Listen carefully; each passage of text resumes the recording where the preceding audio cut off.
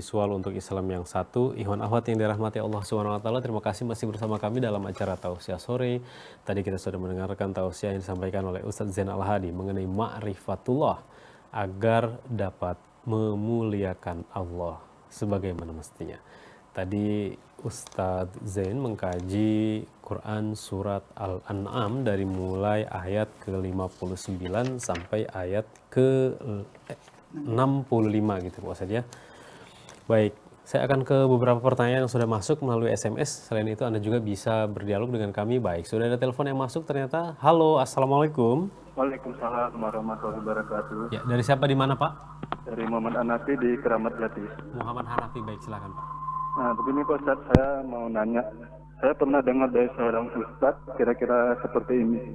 Satu malam sakitnya seorang mukmin akan mendapatkan 1 tahun ampunan. Itu hadis atau perkataan ulama Pak Ustadz? Nah, yang kedua, Pak. Mohon maaf Pak, yang bisa diulang? Nah, ini saya pernah dengar dari seorang Ustadz, ada ini saya catat waktu ikut pengajian. 1 malam atau 1 hari sakitnya seorang mukmin akan mendapatkan 1 tahun ampunan dosa. Itu hadis atau perkataan ulama Pak Ustadz. Nah, yang kedua Pak Ustadz, jadi misalnya ada orang yang sakitnya 1 tahun atau lebih. 1 tahun kan kira-kira 300 hari lebih. Berarti mendapatkan pengampunan dosa selama 300 tahun. Sedangkan umur manusia sekarang tidak ada yang sampai 300 tahun. Itu bagaimana Pak Ustadz penjelasannya? Mohon penjelasannya Pak Ustadz. Terima kasih banyak. Assalamualaikum warahmatullahi wabarakatuh. Baik. Waalaikumsalam warahmatullahi wabarakatuh. Jadi gini, mengenai hadis atau bukan hadis itu banyak sekali, sahih apa tidak sahih, itu ada pembahasannya tersendiri. Tapi kebanyakan yang sifatnya seperti ini, tentang pahalanya besar, tentang ancaman yang serem-serem, itu kadang-kadang bercampur daripada pendapat ulama yang banyak mendorong manusia supaya beristighfar, mendorong begini seperti itu ya.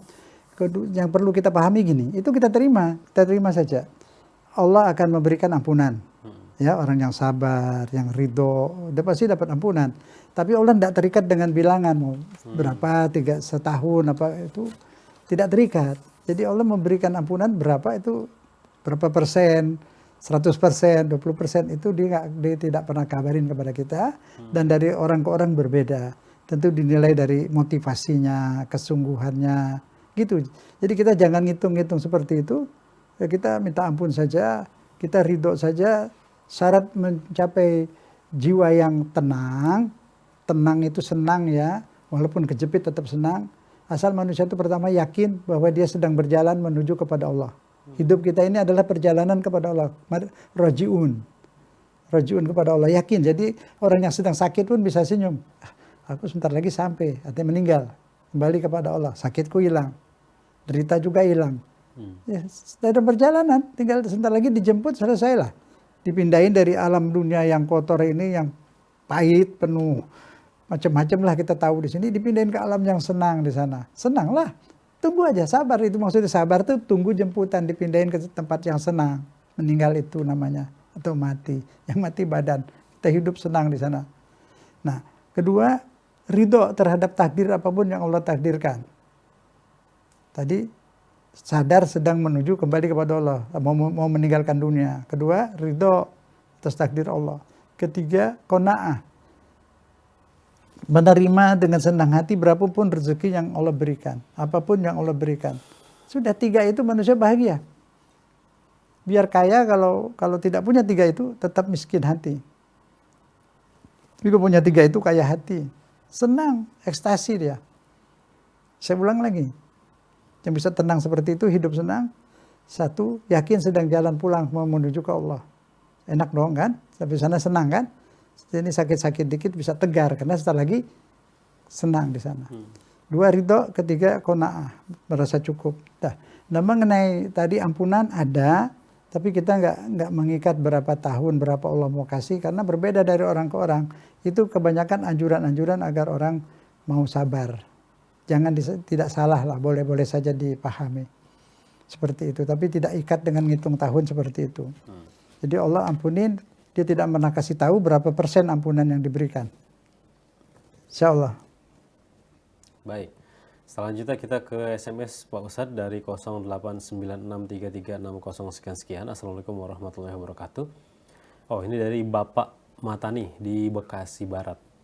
Ustadz yang terhormat, secara umum umat Islam sudah mengenal Allah. Yang menjadi pertanyaan saya adalah, apakah umat Islam di Indonesia ini benar-benar telah mengenal Allah dengan baik? Karena jika melihat fenomena saat ini terlihat seperti orang-orang itu tidak kenal sama Allah. Yang mencuri ya muslim, yang geng motor ya muslim, yang tawuran warga, yang narkoba, yang begal motor gitu ya. Padahal pengajian-pengajian di mana-mana, di masjid-masjid pun jumlahnya tidak sedikit, bahkan semakin semarak. Tapi hal-hal yang melanggar hukum juga kok makin banyak. Terletak kesalahannya di mana Pak Ustadz? Mohon pencerahannya. Terima kasih. Bismillahirrahmanirrahim.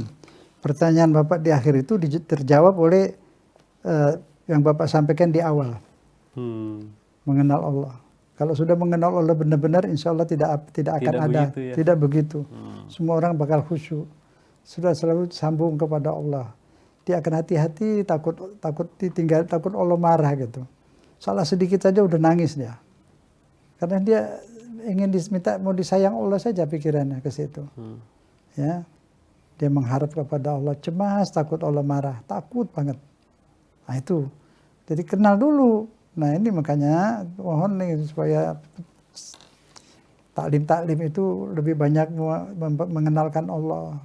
Ada di Quran semua paling banyak ayat ini di surat Nahl, surat Naml. Semua Quran itu isinya semua banyak mengenal Allah sebenarnya. Lihatlah itu bagaimana aku ciptakan binatang ternak di surat Yasin tuh. Binatang ternak itu bisa kamu gunakan sebagai transport. Dulu kan belum ada mobil ya. Mindahin orang, mindahin barang. Bisa jadi transport, bisa kau makan dagingnya, bisa kau minum susunya, bisa manfaatkan kulitnya. Apakah kamu nggak lihat? Apalah tuh siapa nggak lihat? Jawab, ya Allah saya lihat. Saya lihat itu si Udin yang kecil bisa membajak sawah itu menggunakan kerbau yang tenaganya jauh lebih besar dari dia. Itu Pak Kusir itu berdati bawa muatan berat ditanjakan, dicemeti itu kuda diam saja tidak melawan. Engkau berfirman ya Allah di surat Yasin, wazallalnaha, aku yang tundukkan ternak-ternak itu sehingga kamu bisa kuasai. Betul ya Allah, kami lihat, kami mengakui itu semua ciptaanmu. Kamu yang tundukkan sehingga anak kecil bisa menguasai kerbau, bisa menguasai kuda. Dan kau tidak berikan akal kepada hewan-hewan itu, jadi kami bisa tundukkan. Kalau hewan itu dikasih akal, kami yang hancur. Bisa-bisa kami yang disembelih oleh hewan-hewan itu. Kami yakin engkau Allah yang maha sayang pada manusia. Maafkan kami kalau kami ini tidak mengerti, kurang bersyukur, kurang memuliakan engkau ya Allah. Gitu. Jadi banyak di Quran itu ilmu-ilmu mengenal Allah. Itu yang harus kita bahas. Jadi dulu kita letih, diadu-adu sana, adu sini, sehingga kita lebih banyak ribut soal mazhab. Sampai ajaran Islam yang penting, yang wajib menurut Ahmad bin Hasan Asy-Syafi'i tadi, kitab Zubat. Awal wajibin, yang paling wajib bagi manusia ilmu, ma'rifatullah, mengenal Allah. Tidak cukup mengenal sifatnya, menghafal kalimatnya, tapi mengenal dari Quran sendiri banyak sekali untuk mengenal Allah. Suruh bukunya apa? Di samping Al-Quran, alam ini. Lihat manggis itu. Lihat buah manggis itu. Kan ada makhluk Allah di situ. Robot-robot Allah itu. Ya kan? Biji 5, kembangnya 5. Siapa yang taruh kembang 5 itu? Gak pernah salah. 6 ya 6, 7 ya 7. Saya pikir. Ada rambut-rambut di rambutan itu memang gampang bikin rambut-rambutnya itu. Itu kan semua ada kekuasaan Allah di situ. Melihat tangis, melihat kekuasaan Allah. Melihat rambutan, terlihat kekuasaan Allah. Nah, itu semua. Kalau buta mata nggak lihat rambutan, nggak ingat Allah, itu buta. Masa mikir yang gampang nggak bisa sih? Itu ada itu rambutan bergantungan. Berapa triliun pohon di dunia ini? Rambutan aja. Satu pohon berapa buahnya? Bahan bakunya dari mana itu manisnya? Masa terjadi sendiri? Nggak mungkin. Pasti ada yang berkuasa yang buat itu. Buta mata kalau tidak bisa berpikir seperti itu. Nah ini pikiran digunakan untuk apa? Untuk apa itu otak? Itu digunakan untuk melihat kebesaran Allah. Syahadat subhanallah. Subhanallah. Itu air kelapa naik ke atas. Tidak ada pompa. Tidak ada pipa. Bagaimana itu air dari bawah ada di dalam buah kelapa itu? Dijagain supaya nggak tumpah, dikasih tempurung. Subhanallah, Allahu Akbar, la ilaha illallah. Kami lihat ya Allah, kami akui itu. Ciptaanmu ya Allah. Begitu rahman rahimmu kepada manusia ini. Kau bikinkan air kelapa, bikinkan santannya. Bikinkan segala daging-daging di mana-mana. Di laut ikan tak habis-habisnya. Ikan yang untuk dimakan ada di permukaan laut. Ikan hias di bawah. Yang penting untuk dimakan ditaruh di atas supaya gampang diambil. Subhanallah, syukur ya Allah, syukran, hamdan, afan. Syukron, terima kasih Allah, hamdan, puji bagimu ya Allah, afan. Maaf aku kurang hormat kepadamu, kurang bersyukur, kurang memuliakanmu. Kadang aku lebih memuliakan manusia daripada engkau ya Allah, ampuni aku ya Allah. Tuh, ngaku kita. Ini harus betul-betul ilmu mengenal Allah diperbanyak. Berhentilah mazhab-mazhab itu. Jangan bikin agama-agama baru. Islam, Quran ini dipelajari, terutama ilmu-ilmu makrifat mengenal Allah itu. Allah suruh lihat alam ciptaannya, lihat, kemudian kita syahadat. Banyak di Quran, lihat apa kan tidak lihat, buta kalian. Bagaimana kapal-kapal itu berlayar di laut? Kenapa bisa mengambang dia? Berat jenisnya Allah ringankan. Subhanallah. Angin, Allah yang ciptakan. Belum ada dulu, belum menggunakan energi BBM. Pakai angin. Nah siapa yang ngatur itu perjalanan angin?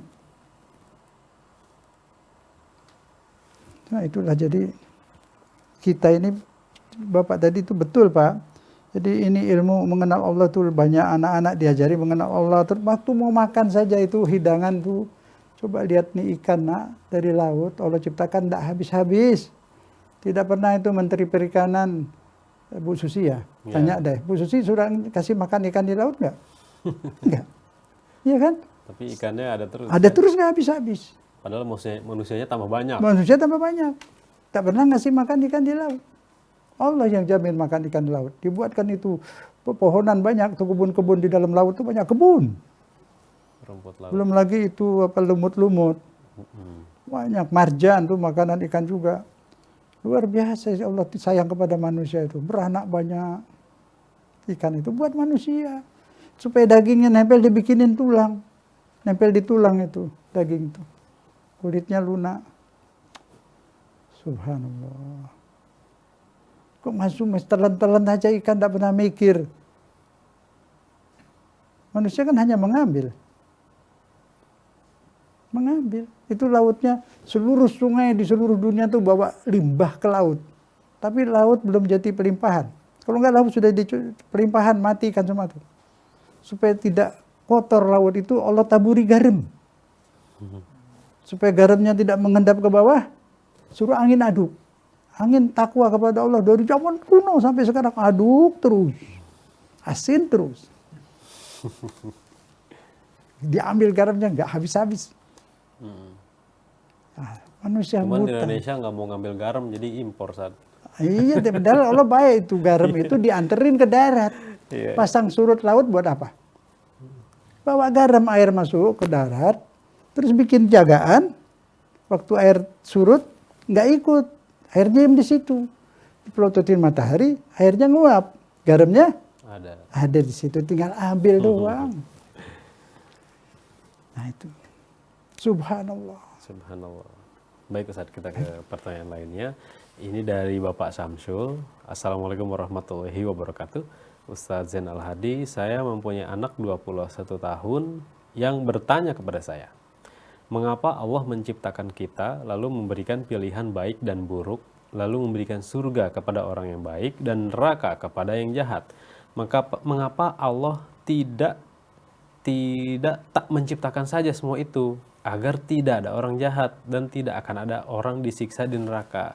Intinya anak saya kasihan melihat akan ada kelak orang yang disiksa di neraka. Sekaligus mempertanyakan untuk apa diciptakan kalau akhirnya akan ada yang disiksa. Iya, betul. Begini, jadi Allah tuh untuk bisa, tujuan Allah sebenarnya semuanya mau ditaruh di surga, semuanya.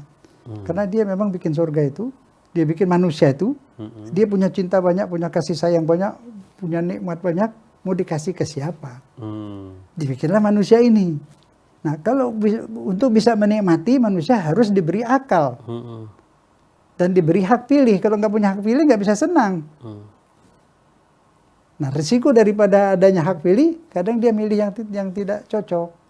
Maka itu ditaruh di dunia ini untuk dipilih, dibuktikan mana yang baik, mana yang tidak. Jadi kalau misalnya ISIS ya, atau orang jahat ikut masuk ke surga, dia hobinya bunuh orang. Dia bunuh orang di surga, rusaklah surga itu kan. Dinamakan surga karena itu negara cinta. Nggak ada orang jahat masuk ke sana. Semua yang hatinya penuh kasih sayang, penuh cinta itu yang masuk ke surga. Ayatnya itu Asy-Syu'ara 66, 67, 68. Asy-Syu'ara. Yauma la yanfa'u malun wala banun illa man atallaha biqalbin salim. Ketika hari tidak berguna harta benda atau anak kecuali yang pulang kepada Allah membawa hati yang selamat, bebas dari benci dan dendam, bebas dari segala kebusukan hati. Masuk dia ke surga. Nah, karena dia orang baik di surga baru namanya damai. Jadi kalau orang jahat masuk surga nggak mungkin. Diberi contoh. Contoh ini jadi bukan sebenarnya itu Nabi Adam itu kesalahan bukan dibikin salah dia enggak. Jadi satu peragaan buat pelajaran buat kita, buat menjawab pertanyaan anak bapak. Sudah dibikin Adam di sana. Ternyata melakukan pelanggaran. Ini dia nggak berdosa, bukan dosa sebenarnya. Jadi peragaan. Jadi Nabi Adam di situ ternyata salah makan. Kalau dia salah makan, dia perlu WC, toilet. Di surga nggak ada toilet. Tempat yang wangi di sana. Jadi harus keluar. Turunkan. Jadi kalau semua dibikin di surga juga nanti banyak yang gagal, mesti keluar lagi, kan nggak mungkin. Di surga nggak ada yang dipecat, karena udah disaring. Saya masuk sana, khalidina fiha, nggak keluar lagi. Karena sudah disaring. Tapi penyaringannya juga Rahman Rahim nih, anak bapak jangan putus asa. Kalau bisa bersihkan hati 25% aja udah cukup. Yang sisanya Allah akan bersihkan. Wa naza'na ma fi qulubihim min ghillin. Sebelum ke surga, sisanya tuh dicabut sama Allah. Jadi begitu dia udah masuk surga itu udah jadi hatinya udah polos gitu. Makanya indah di surga itu, nggak ada polisi, nggak ada penjara. Bukan polisi nggak masuk, nggak jadi polisi dia di sana. Karena nggak ada lagi orang nakal. Semua cinta semua. Betul kan? Masuk akal rasional kan? Nah itu. Ke situ jalannya. Maka ditaruh di dunia ini dulu. Nah sekarang kita gunakanlah kita di sini untuk bersihkan hati. Tidak terkontaminasi. Nah asal Allah ciptakan manusia itu semuanya baik. Terkontaminasi. Tergoda. Tapi ya itu kalau dia nanti masuk neraka apa disiksa selamanya apa terus dibubarin itu urusan Allah. Mungkin nanti dibubarin kita nggak tahu lah itu urusan Allah lah. Tapi di Quran khalidina fiha selamanya di sana. Tapi Allah itu dengan firman-Nya sendiri dia tidak terikat. Saya pernah diskusi dengan satu orang. Dulu enggak Pak Ustadz selamanya di sana. Itu firman Allah. Iya. Apakah Allah wajib harus mematuhi firman-Nya sendiri? Tidak. Tidak ada yang bisa wajibkan apa-apa kepada Allah. Kalau dia mau bubarkan ya itu urusan dia, nggak ada yang bisa protes. Suka-suka dia kan, ya fa'aluma ya sya. Dibilang mengampuni siapa yang dikehendaki, dia siksa siapa yang dia kehendaki. Ya kapan dia mau ngampuni semua, kalau dia pengen begitu ya itu urusan dia. Yang penting supaya kita lah yang masuk ke surga. Bersihkan hati. Membersihkan hati dengan ibadah. Jadi kalau orang mengatakan, aku sih yang penting bersih hati biar nggak sholat. Ya nggak bisa. Sholat itu yang bersihkan hati, puasa itu bersihkan hati. Tidak mungkin tanpa sholat bisa bersih. Itu memang resep itu Tuhan nggak butuh sama sholat kita. Kebutuhan kita itu menghadap Allah. Nur Allah itu masuklah dikit-dikit ke kita gitu. Jadi bersih, insya Allah. Baik. Selanjutnya kita terima kembali telepon yang masuk. Halo, assalamualaikum. Halo, assalamualaikum. Ya, sepertinya terputus Pak Ustadz. Kita ke pertanyaan lainnya Pak Ustadz dari hamba Allah di Bogor. Assalamualaikum warahmatullahi wabarakatuh. Pak Ustadz, berarti jaminan orang yang sudah ma'rifatullah itu akhlakul karimah. Akhlaknya baik. Belum tentu dia walaupun sudah muslim, dia ma'rifatullah. Bukan begitu Pak Ustadz? Iya betul begitu. Jadi wajib paling wajib sebelum belajar fikih mengenal Allah. Belajar fikih mengerti ini haram, ini halal, ini haram, itu mana bisa patuh kalau tidak belum mengenal Allah. Kenapa? Kenal sampai cinta. Kalau sudah cinta pasti nurut. Nurut. Dan tidak mau mengecewakan yang dicintainya. Nah itu. Maka itu, ini ajaran cinta juga jarang. Ajaran cinta. Ajaran cinta itulah yang kehilangan dari dunia Islam itu ajaran cinta. Cinta Allah, cinta Rasul, keluarganya, sahabatnya, muslimin. Ajaran cinta sesama muslim tidak ada. Malah maaf, berapa tahun silam, sekarang sudah enggak. Di masjid-masjid banyak ajaran kebencian terhadap sesama muslim.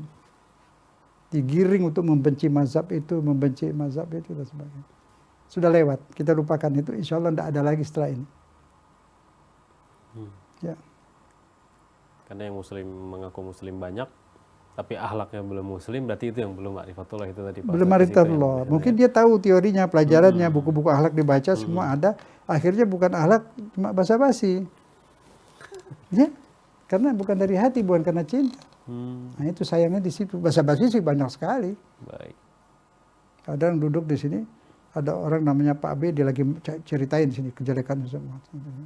Tak lama masuk ke Pak B itu. Allah selamat, wah ramah luar biasa. Padahal baru 1 menit. Nah, itu. Akhlak seperti ini banyak. Nah, ini bukan akhlak namanya, basa-basi. Kalau asuk basa-basi yang yang asli itu akhlak.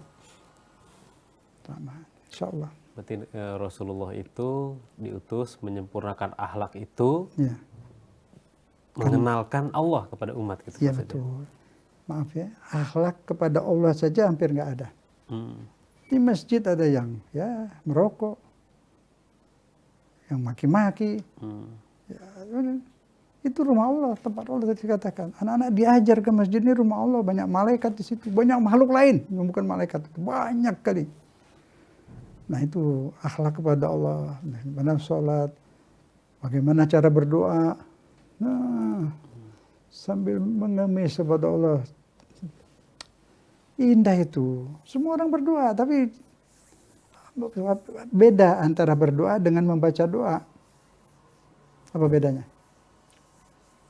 Membaca doa dia tidak ngerti apa yang dia baca. Dia tidak tahu. Saya kemarin di suatu tempat, itu ada ratib hadat. Iya. Ratib hadat orang haji dibaca. Kan? Nah di dalam doanya itu, ya Allah limpahkan kepada kami hujan yang lebat untuk. Itu ditulisnya di Arab sana. Di Arab kan jarang hujan. Dan terus kita ke sini banjir kemarin. Dia minta hujan yang lebat. Harus paham doanya Pak. Nah, paham. Dan karena ini buatan ulama, tidak dibaca nggak apa-apa. Yang ini ganti dah, ya Allah berilah kami limpahan rahmat. Iya diganti ya. Ya ganti. Jadi yang nggak boleh dirubah Quran. Baik ini Pak Ustadz. contoh supaya mencairkan yang beku. Betul. Kita sudah dibatasi waktu Pak Ustadz, dan saya sampaikan permohonan maaf kepada Ibu Yuri di Karawang, ada juga hamba Allah di Cibubur yang pertanyaannya belum sempat terjawab, ada juga Ibu Parwati, mohon maaf tidak sempat terjawab di kesempatan kali ini. Baik Pak Ustadz, sebagai penutup dari tausiah sore kita kali ini apa? Baik. Bismillahirrahmanirrahim. Marilah kita semua ini banyak-banyak mata gunakan untuk memandang kebesaran Allah. Matahari terbenam, kalau kebetulan lagi naik di tempat yang tinggi atau kelihatan, pandanglah itu. Pandang itu, matahari terbenam itu. Warnanya indah sekali. Bukan hilang matahari itu, ya di sana pagi itu. Sana pagi. Itu ciptaan Allah luar biasa. Berapa itu matahari udah berapa tahun? Berapa tahun? Energi tidak pernah habis. Betul. Malam lihat bintang di atas. Satu bintang ada yang 200 juta kali besar dari bumi. Nampaknya kecil sebesar kelereng. Sangat jauh. Alam ini aja manusia belum bisa tembus, di mana akhirannya belum tahu. Allahu Akbar. Ciptaan yang besar. Dia ini semua di bawah kekuasaan Allah semua. Dia tahu semua. Semua di bawah kekuasaannya. Jadi luar biasa. Punya pandangan tanpa batas, penglihatan tanpa batas. Nah, banyaklah terus merenung, tafakur mengenai kebesaran Allah. Mengenai kekuasaan Allah. Luar biasa. Lihat apa saja. Lihat semangka, lihat buah-buahan. Lihat apa yang kita lihat, macan. Luar biasa. Lihat hewan-hewan itu. Nggak ada yang cakep. Yang cakep manusia. Bersyukur hari jadi manusia. Bentuknya, hewan nggak ada yang bisa senyum. Jadi manusia bisa senyum, maka kita harus banyak senyum. Kalau kita nggak bisa senyum, sama dengan, nah itu tidak baik. Iya. Jadi banyak senyum. Senyum itu ibadah, insya Allah. Baik, demikianlah ikhwan akhwat yang dirahmati Allah Subhanahu wa taala, tausiah sore edisi hari ini yang disampaikan oleh Ustadz Zain Al-Hadi, semoga bermanfaat bagi kita semua.